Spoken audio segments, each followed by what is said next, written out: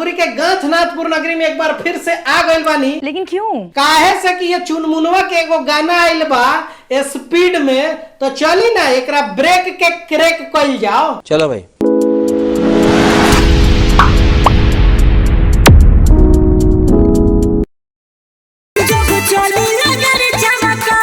गाड़ी चमका के काहे चलेला भाई? कोनो पिछवाड़ा में बीमारी उमारी तो नानू धइले बा ना, मतलब कि कहीं बवासीर वसीर हो गइल होई।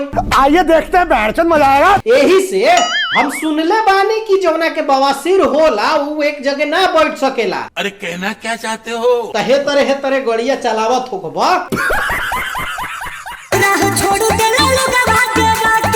ई बात तो कंफर्म हो गई कि तारा बवासीर बा न तो तारा आवते लोग राह काहे छोड़े? तू कोनो पीएम सीएम हवा तो भोजपुरी के उहे नु सिंगर राइट।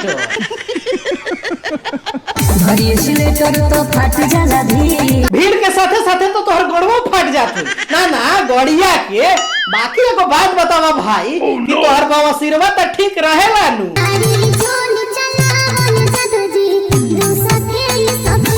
वो तेरी के 200 के स्पीड में गाड़ी चलावेला तब तो तहर फाट के बिल झील बन गई लोई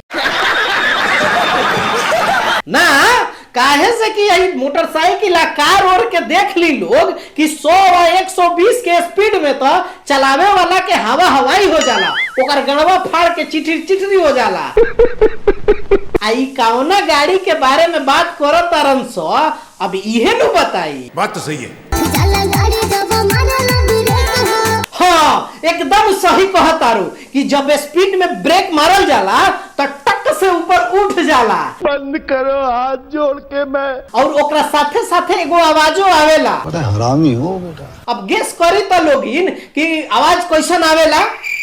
जा तोहानियों लोग एकदम उहे बाड़ा हन जगह पर पहुंच गईला। हिंदुस्तान में जब तक सलीमा है लोग चूतिया बनते रहेंगे ना। मतलब कि अगर गाड़ी स्पीड में होके अब ब्रेक जैसे ही मारब तो आवाज ना आवेला। माई रे माई जा लोग तोहनियो लोग नुए चुनमुनवा के गड़िया तनी चला लो। ये बड़ी अच्छी बात कही है। हमहू एक दिन मांगले रहनी लेकिन हमरा के तो ना देलस भाई, माना क देल। गजब बेइज्जती है। ना तोहरा के ना देम। जा तोहरनी के हित दोस्त बा मांगला ना कुछ दिन खातिर गड़िया चलावे खातिर स्पीड में। मिला तानी हम अगला वीडियो में, लेकिन जाए से पहले लाइक शेयर कमेंट कर लिहा लोग। ठीक है। अगर फेसबुक पेज पर देखा तारा तो पेज के फॉलो कर लिहा, आ यूट्यूब चैनल पर देखा तारा तो चैनल के सब्सक्राइब कर लिहा। एकदम स्पीड में टक से। मिला तानी। बाय बाय, टेक केयर, जय हिंद।